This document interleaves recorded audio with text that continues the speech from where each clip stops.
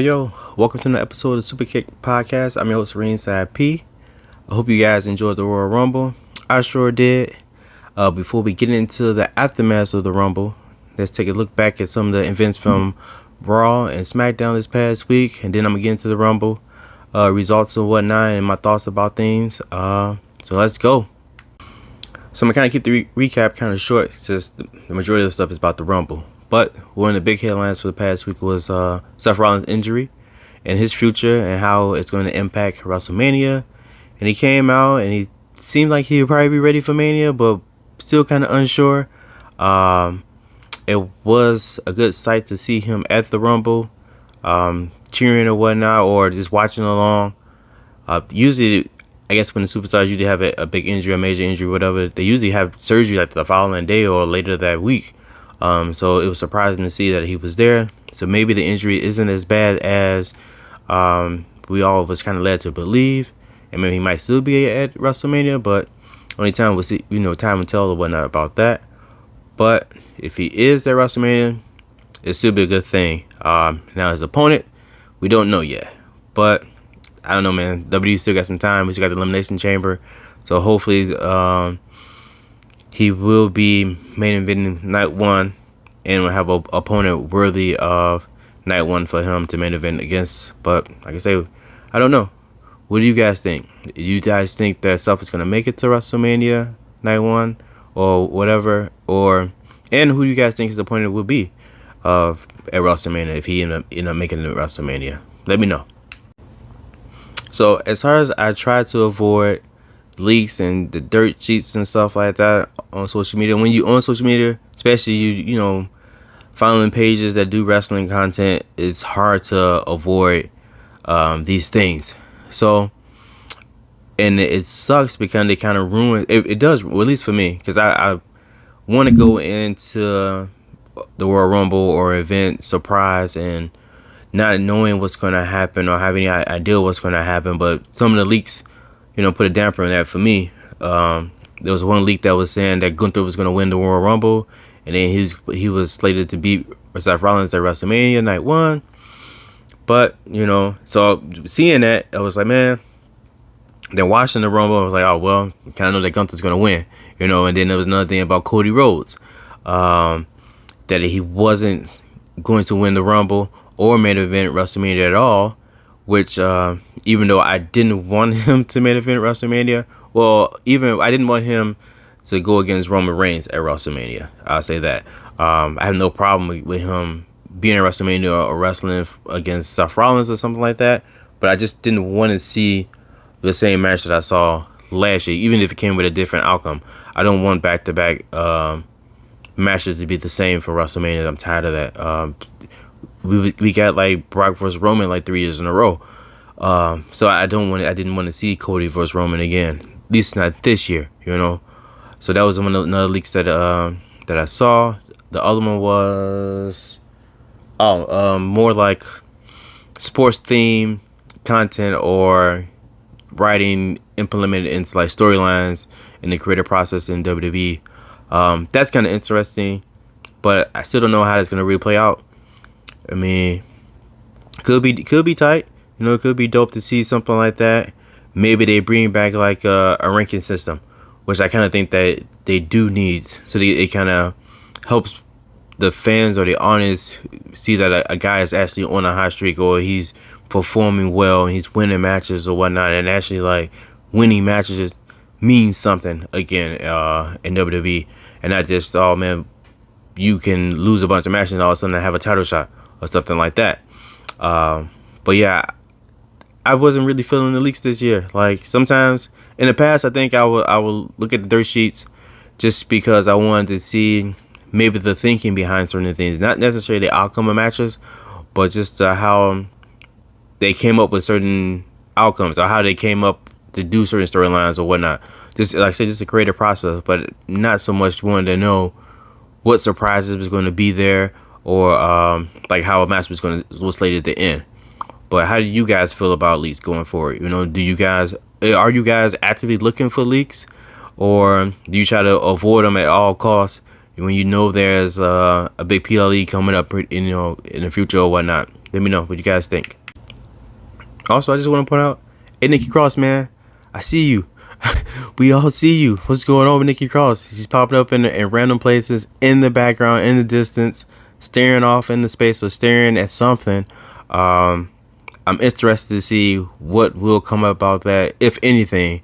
It seems like they're planning something for Nikki, and I hope something come out of it. I always enjoy not so much the super action, like the superhero version of Nikki Cross, but the crazy, insane, screamy, just going like a lunatic Nikki Cross version. So I hope they kind of bring that back. But yeah, man, Nikki, we see you. but do something, man. On the other big news that came out this week was that Monday Night Raw is going to move into Netflix. So when I think about that, it's like, what's going to change? I've been so used to Monday Night Raw being on the USA Network for so long, forever, and it's just like a style of production that I've grown accustomed to, just the look of it, just the feel of it. But with them moving to Netflix, I wonder, would there be more like freedom to say with this content, and will we get maybe a different rating instead of maybe like a PG or a PG-13? Maybe we might get like a higher rating, which might mean more, not necessarily explicit content, but more adult content. Maybe they might be swearing more, or you might see more matches with blood, or just more adult themes type of the content going forward. And maybe we might be able to actually hear when the crowd is doing a chant that gets blurred out, beeped out or whatever, because that sucks too.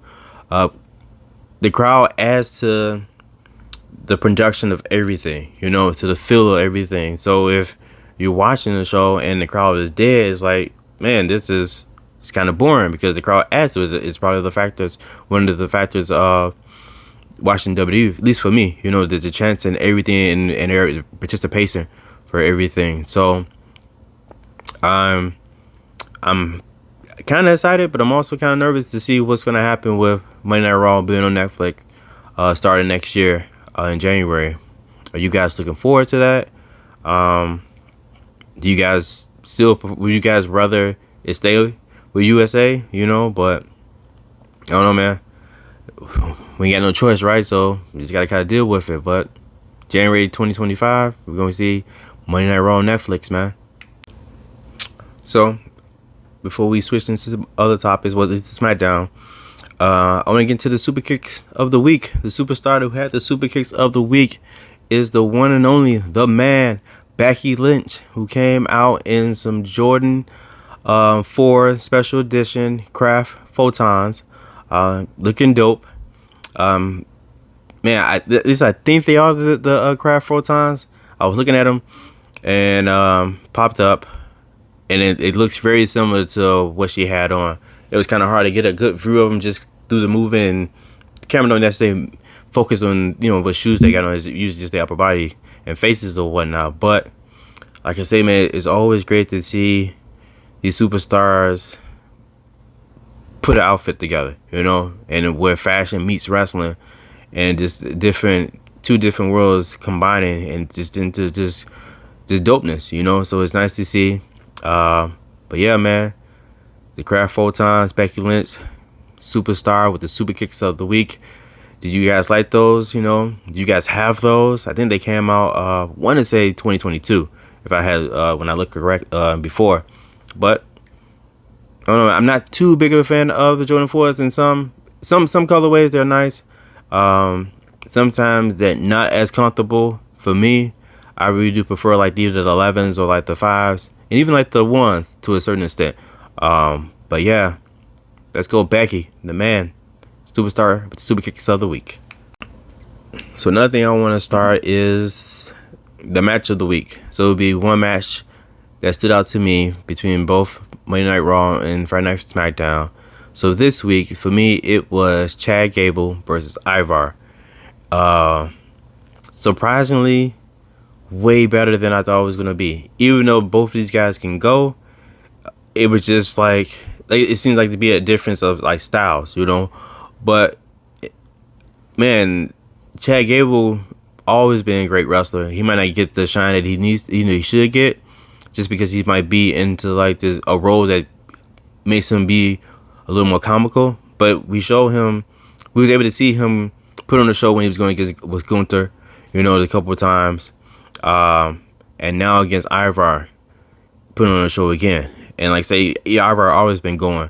You know, I always like when he had the matches against Bronson Reed, and even that matches against him and Otis was a good match.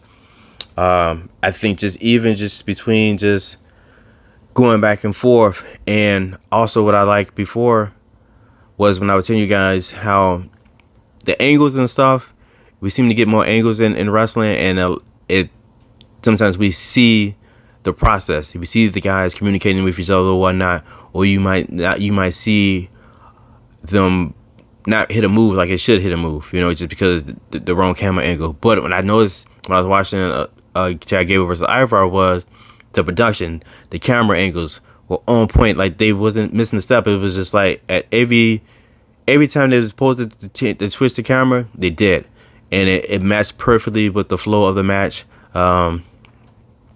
That's why I think the match was like the match of the week for me. It was just a great match just to watch between two superstars, and like I said, it's more than just watching two guys in the ring wrestle.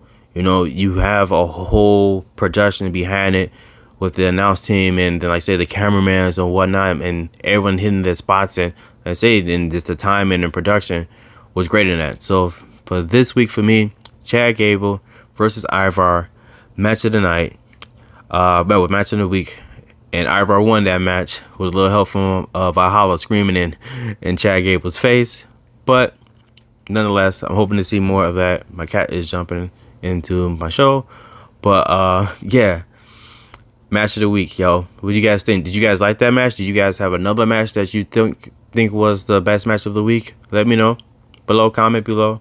But yeah, this was something I'm gonna start doing weekly. Is the match of the week. So now we'll switch over to SmackDown.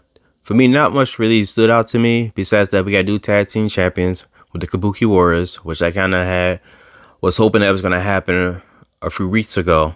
Even though I thought that Kaden and Katana was going to win Friday, I just wasn't expecting it to be so soon. But that was a really great match too. Like I said, when I've been speaking about tag team wrestling and it's not being up to par like how I would prefer it to be, that match was great. Excuse me, at least from especially on the end of Kaden and Katana. We don't deserve Kaden and Katana just because everything that they do, I feel like they just don't get the credit that they deserve, man. Like they are one of the better tag teams in WWE, men or women, you know.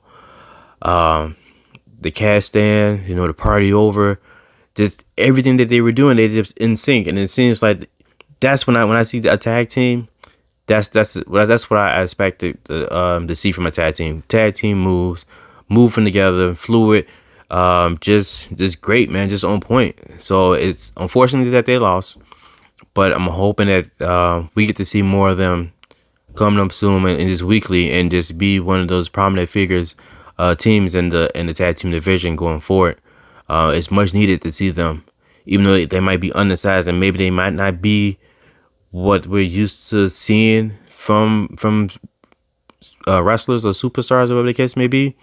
But the fact that they can go makes up for it for me. Like, I don't care. Like, they can go, man. They can wrestle.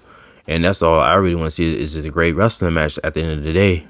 But yeah, the Kabuki Warriors, they won. And maybe the Unholy Union, which is weird because the Unholy Union came out and interfered in the match that Damage Control had, costing them the match, only for Kabuki Warriors to lay on the win. And now I wonder what's gonna happen. It's gonna be interesting. Right now, all the Damage Control has to go except for Bailey, but that could change. Maybe some gold could switch in Damage Control or something like that in the future. What do you guys think? You know, are you happy that the Kabuki Warriors won? Would you rather have still seen Kaden and Katana still be champions going forward? What do you guys think, man? Last two things for the SmackDown review. Bobby Lashley and the Street Profits finally came out in sync. They had some hand movements. That was together. Outfits were on point. They still don't have a name. And the Final Testament came out, and I'm like, these dudes had shirts already. Nikki Cross had a shirt. Scarlett seemed like she had a shirt. Maybe it's been chopped up or whatever. And even Paul Ingram had the shirt too.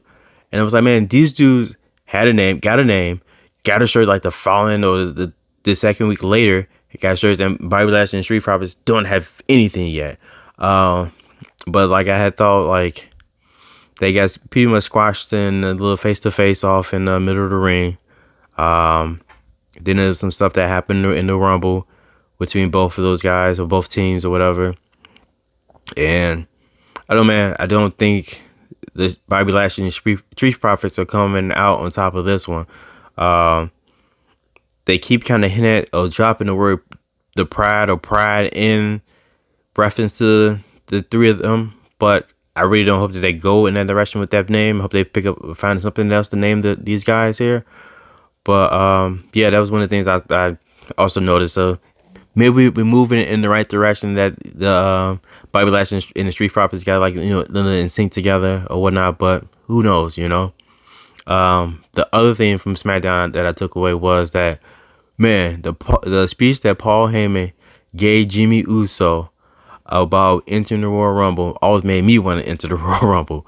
Man, Paul Heyman is just awesome, man. It's just like, he's just one of the best on the microphone, doing promos. He's just a great character on screen. Like he I don't know one else that can do what he does better than how he does it. But yeah, man, like I was highly motivated. I thought, man, maybe Jimmy Uso might actually do some real work in the Royal Rumble, but that wasn't necessarily the case. But even still, man, like it's good that those pieces that are in the bloodline currently, it's good to see. I'm hoping that the bloodline storyline picks up a little bit more now that we actually on the road to WrestleMania going forward. But who knows? It seems like the storyline kind of fell off, and the bloodline isn't as dominant of a storyline as it once was. But I'm hoping that changes going forward to WrestleMania. What do you guys think? So the biggest news of the week is the Royal Rumble. Happened Saturday night. For me, it was a pretty solid PLE. Some complaints, some stuff I can be nitpicky about, but overall it was solid. I really enjoyed the women's Royal Rumble. Seeing different people come out, that wasn't so many surprises as I thought it was gonna be. Some, I would say maybe three in total surprises for me. But the other, 4 surprises altogether, just between the two men's and women Royal Rumble, was the one surprise for me was there was no legends. I kind of had grown accustomed to seeing different legends coming out, even though that you knew that it was kind of pointless for them to be there. It's kind of taking up a spot.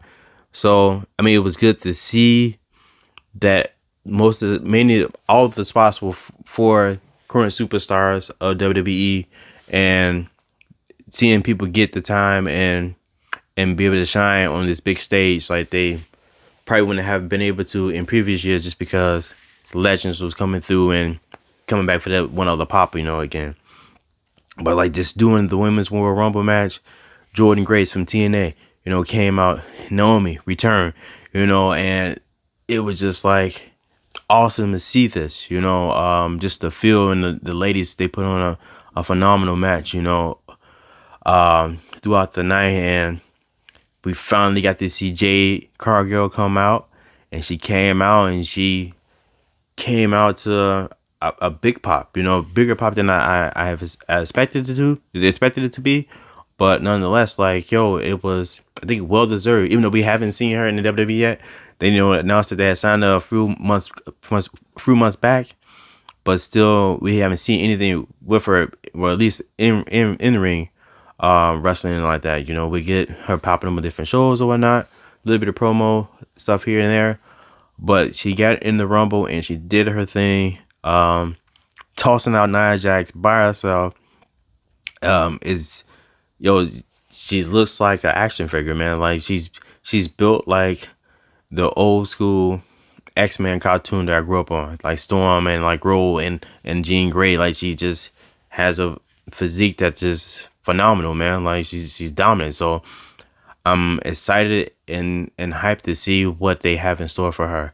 And then to get to see her, like you say, we thought about. I just started thinking about different great matches that she can have in the WWE with different superstars. Like we might get her and Nia Jax coming up pretty soon. You know, her and Bianca.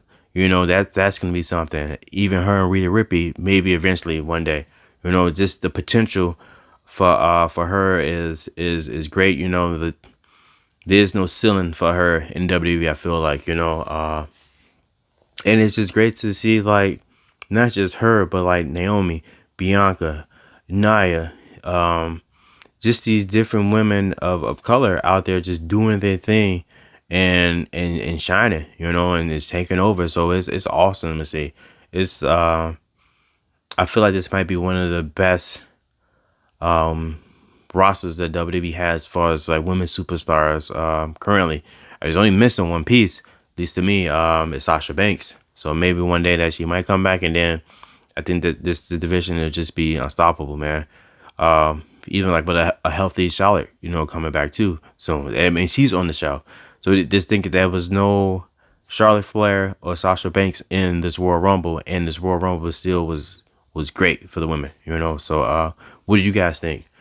Did you guys what Rumble did you guof prefer? Or which one did you like the most? Was it the men or the women? For me, it was definitely the women, and it was the match of the night for me. Out of all the matches, even that fatal 4-way match wasn't what I thought it was going to be. You know, I thought, oh man, they coming out with a fatal 4-way next after the women, and it was just like almost seemed like just to take up time. You know, like there wasn't too many things that was like that made me be in awe. You know, and it seemed like a kind of rush and quick match. I thought it was gonna be longer, you know, than it was, but it wasn't. Like I said, once again, Roman Reigns retains the title, just like we thought. You know, we know he's going into WrestleMania as a champion, so there wasn't, to me, there was no doubt that he was gonna lose at the Rumble. You know, they didn't make it seem like he was gonna lose at all. It's just like a filler match for him. I kind of wish they would have did more though. If we got him at the Royal Rumble and we got this match with these 4 amazing superstars, Randy Orton, LA Knight, AJ Styles, we could have did a little more, I think, you know. But it is what it is. So we head to WrestleMania. Roman's a champion, so, you know, going forward. Then we get to Kevin Owens and Logan Paul, and once again, like, Logan Paul doesn't disappoint when it comes to wrestling for me. He did his thing again. The ending wasn't the ending that I thought it was going to be.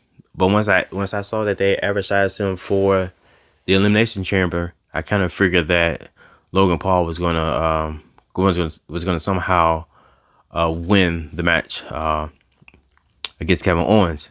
But at least that he didn't cleanly or cheat Kevin Owens and beat him that way. But so it doesn't hurt Kevin Owens, and it doesn't hurt Logan Paul's image or storyline or whatnot. And it just sets up for another match between the two, even if not some other superstars going forward at the Elimination Chamber coming up. So yeah, what do you guys like about the Logan Paul versus Kevin Owens match? You guys like it? Are you guys tired of Logan Paul? I know he signed a full-time contract, so he's gonna be around. So if you're tired of him, you better get over it. He's gonna be here. You know what I'm talking? I just forgot the name. Just said that Bayley won the Royal Rumble. Yeah, man, Bayley won, and going for it. Even though she's declared that she's gonna go after Rhea Ripley, I mean, I feel like we all can kind of see that she's gonna go after Io Sky. You know, even just the look in Io's face while she was watching the match, kind of made it seem like she knows too that she can't trust Bayley, and none of Damage Control can trust Bayley. Even down through the Rumble, Bayley would seem to be surprised that the other members of Damage Control was out there. Like it was like she didn't want them. She kind of wanted to do it all by herself. But yeah, Bayley, she's going to WrestleMania. I think she deserves it. She's always a phenomenal talent, and she's a phenomenal wrestler or whatnot. So yeah, man, I'm anxious to see what's gonna happen with Bayley and Damage Control, or Bayley or Rhea Ripley going forward. Do you guys are you guys happy that Bayley won the Royal Rumble? Let me know. Man, I wish that Pat McAfee had more time to be on WWE again. I've always liked him on commentary. I know he's doing the whole thing with college, football or whatnot, and doing his podcast. But yeah, man, Pat McAfee on the microphone is dope, and he's refreshing. He's funny. It sucks that he's been too busy to be part of WWE, but it's always nice to see when he pops up. But yeah, man, hopefully we could get more of Pat McAfee. I know he was kind of saying he didn't know what was going on, or he was kind of lost this past weekend at the Rumble or whatever, because he hadn't been able to watch. But like I said, man, I hope we could be able to get more Pat McAfee going forward. Also, I wish that WWE showed more love to celebrities that we know are always there. Like for me, I know that they always highlight different people that do like the official theme for this PLE or whatever, and it's like I don't even know if these guys are actually wrestling fans. They could be wrestling fans, but I don't see them at the events. Like I see this one guy, Westside Gunn. He's at every event. I see him all the time. He was there at Survivor Series. He was like 2 rows in front of me. I saw him last night front row. He's someone that supports and is definitely a big wrestling fan, and the wrestlers know. They see and acknowledge him that he's there. It just sucks that he doesn't get, like, I don't know, maybe he doesn't even care that he doesn't get any screen time or whatever, or acknowledgement from WWE, or highlighted or put on like, oh, such and such, Westside Gunn is here or whatever. Maybe they don't do that because Gunn is his name or whatever. But for someone from a different world that isn't here for another look or some type of collab or try to do something, he's just here just for the love because he's a big wrestling fan, is dope, and I just wish that maybe there's shine some light on that.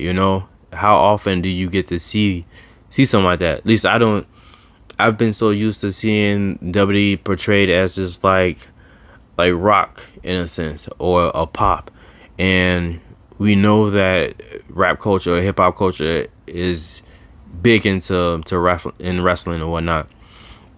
Even when they have the little commercial for WWE Shop, it's a hip hop kind of type of song. It's not like a rock song or nothing like that. So, man, shine some light on Westside Gunn, man.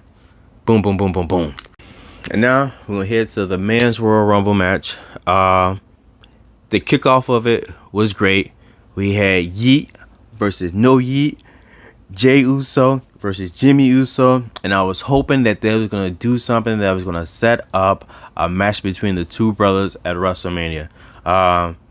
It's great that they started off. They came out with their the different layers or whatnot on, the different shirts that said Yeet No Yeet, and you even heard them go back and forth a little bit, Yeet No Yeet, and the crowd started getting into it. And I think that I wish there was another scenario where these two can meet face to face with a longer build up. The Royal Rumble is great to kind of create some storylines and kind of hint at different things, but I think I just wanted more. And that they have the two of them be in there, and then the 90 seconds, then Grayson Waller comes out, and it's like, it kind of takes away from what I had wanted to see. But I'm hoping that we can get something between the two of them at WrestleMania. I know that they want it. I mentioned it before. I would want to see something like that. I would have preferred if they had did something to where Jimmy Uso had got eliminated, and then Jay was still there competing, and Jimmy came back and eliminated Jey Uso somehow. Cost him an opportunity to main event WrestleMania in a way, and that would have gave me, at least that would have helped build another storyline, another angle to them two facing each other at WrestleMania going forward. But it's still time. They still can build something. I don't know, but I'm hoping that we can get that Yeet versus No Yeet at WrestleMania, because I think that would be big, But who knows, Other things from the Royal Rumble that I enjoyed to see was we seen Ivar and Bronson Reed come face to face again for a little bit. Even though I'm not over those two matches, I like I said, I want more of them. I wish I get a triple threat between Reed, Ivar, and Otis. But it was like Reed's gonna have some type of feud going forward with Jey Uso going forward, starting Monday and whatnot, which was I don't know, kind of like a waste. I feel like they put Jey in some other type of predicament or some type of situation. We had Kofi out there. Didn't get to see a Kofi moment. I know he has the Intercontinental Championship match against Gunther Monday, but Kofi was kind of just in and out, and didn't get to, like I said, but didn't get to see nothing. And I was surprised that for me were that there wasn't more. I didn't see Xavier Woods. I didn't see Solo Sikoa. That was surprising to me that I didn't see those two guys. I know I was hoping that I was get to see Big E, but maybe he's not ready yet to come back yet. And some of the things that kind of stood out in the previous years of the Royal Rumble is just like, I don't know, creativity where guys were versus getting eliminated. All the skin the cat thing. We see that 1,000 times. It's always in the game. The guy flipped over and he hangs on the top rope and he's dangling or whatever just to get back into the ring. I get tired of seeing that, man. Find some other ways to not get eliminated. And I hate to think of guys sliding underneath the bottom rope and just being outside now. Like, that's whack to me. I always prefer it's like, yo, you in here. And yeah, if you get knocked out somehow or over the top rope, and if it's like I say, if it's a Kofi moment type of thing, I can go with that. But it's all just sliding underneath the rope and just hanging out until afterwards and then sliding back in. Like I said, I guess it's just played out. Let's just use it accordingly. Use it to make someone think that such and such it's been gone or he's been eliminated. Then he pops back up, and make you think, oh man, what happened? Another thing I hated was Pat McAfee being in the Royal Rumble and then being like it was like a wasted spot. Some spots I felt like were wasted and shouldn't have been. I was disappointed that The Rock wasn't there. Like I said, because I want to see The Rock versus Roman at WrestleMania. That's the story that I want to see finish or go against or whatever, the Bloodline story. It was good to see Omos again. We haven't seen him in a minute, but he was eliminated rather quickly to me too as well. Drew McIntyre started opening up shop while he was up in there, but he got eliminated by CM Punk, so like we might get something between Drew and CM Punk maybe at Elimination Chamber. What else? That was kind of the main thing. Oh, the Judgment Day.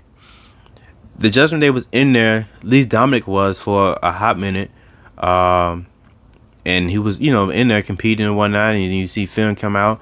And then he get eliminated. You see JD get speared by Brian Breaker. Oh, Brian Breaker is amazing. I think he's ready for the main roster and soon. Even Baron Corbin been down there, been killing on NXT. I was surprised too that I didn't get to see Trick Williams, but it is what it is. But like I said, back to the Judgment Day, R-Truth comes out, does his thing, hilarious as always. Damian Priest. I thought I would be able to get to see all of the members of Judgment Day in the Royal Rumble, kind of taking over as they're supposed to be running the Royal WWE or whatnot, but that didn't happen. But Gunther gets eliminated. Drew McIntyre gets eliminated. Then we down to just CM Punk and Cody Rhodes. And I know some people were saying this is a big middle finger to AEW with these last two guys being there. in the Royal Rumble. Uh, excuse me. It was cool, but I don't know, man. It didn't feel like it was the best ending to me. You know, like I say, I guess maybe because I just don't want to see another, sorry, Cody versus Roman at WrestleMania. And at this point, I'm not even sure if I want to see Punk versus Seth Rollins if Seth Rollins isn't 100%, you know.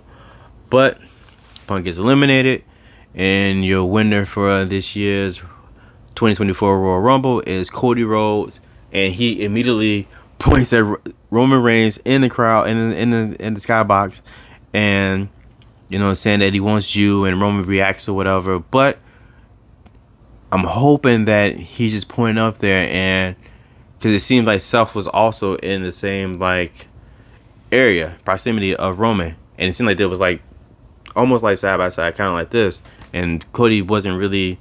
He was just pointing up there towards the skybox area.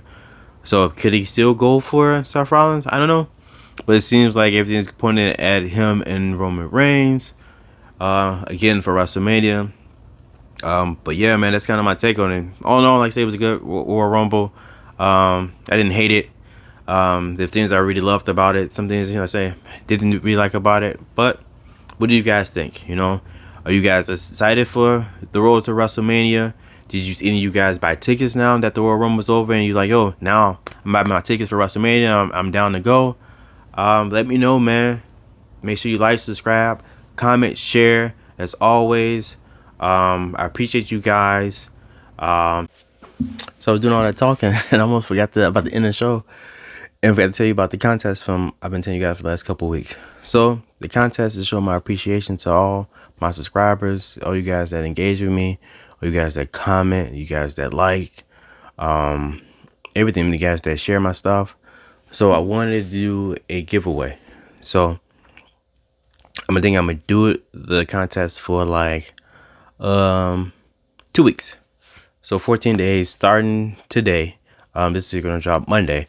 So starting today, 2 weeks from today, all you gotta do is, if you haven't already, like, subscribe, share this, and then comment Ringside P in the comments. And then I'm gonna enter you into a random drawing. I'm gonna pick one winner, and you guys are gonna win a gift card for WWE Shop, an e-card or whatnot. I'm gonna email you guys for that. I'm gonna pick one winner this time, and then see how things go. And then I'm gonna just every once in a while, man, just do these contests, man, and show my appreciation to you guys. If you haven't before, follow me on Instagram. I'm gonna put the thing here so you guys see. So be right here, right there somewhere, so you guys can see that. But yeah, man, just want to say thank you guys. We're on the road to WrestleMania. Tune in next week to the episode of the Superkick podcast. I'm your host, Ringside P. Guess I'm gonna have the dog here more often, since he's on the road to WrestleMania too as well. Someone's on the road to WrestleMania to get this WWE Undisputed Championship title. But yeah, man. Hope you guys are enjoying the show. Comment. Let me know what you guys think. Help me. I don't know, give me feedback, man. What should I add? Should I add some stuff in the background? Should I change the background up? Should I change the lighting up or whatnot? I know you can kind of see like the little reflection on the pillow a little bit. But yeah, man, I just want to make this a great show, enjoyable for all the people, for all you guys that are watching or whatnot. Make you guys want to tune in weekly. If you guys are, I spoke about has anyone bought tickets to WrestleMania after the Royal Rumble? Does anyone have tickets to WrestleMania already? I'm going to WrestleMania. I'll be there. I look forward to meeting some of the people that subscribe to me, if anyone does or whatnot. And if some guys do content or whatever, let me know. Hit me up. I'm down to do content when we out there in Philly. I know I got a couple of spots I want to check out. Definitely want to check out the WWE store and a couple other spots or whatnot while we out there. I'm out there. But yeah, man, until next time, thank you guys again for subscribing. Thank you guys for liking. Thank you guys for commenting, everything, man. Check out my reels, check out my shorts. Say follow me on Instagram. Maybe I might do a TikTok or a Twitter / X account or something like that for this. But yeah, man, until next time, adios. Say what's up to the dog. Peace.